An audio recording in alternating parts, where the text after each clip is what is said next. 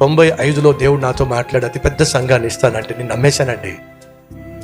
నా దేవుణ్ణి నమ్మి ఈ లోకంలో అన్యాయం అయిపోయిన వాళ్ళు ఇప్పటి వరకు పుట్టలేదండి. సహోదరా, సహోదరి, నమ్మో. నువ్వు నమ్మినట్లయితే దేవుని మహిమను చూస్తా. దేవుని మహిమను చూస్తా. ఈరోజు దేవుని మహిమను చూస్తున్నాం. నమ్మండి. నమ్మినట్లయితే దేవుని మహిమను చూస్తాను. 52 రోజుల్లో దేవుడు మందిరాన్ని నిర్మిస్తాను అంటే నమ్మాను. మళ్ళా చెప్తున్నా, నమ్మాను. చాలామంది నవ్వారు, నేనేమో నమ్మాను. చాలామంది నవ్వారు. నువ్వు నా దేవుణ్ణి నమ్మినప్పుడు చాలామంది నిన్ను చూసి నవ్వుతారు.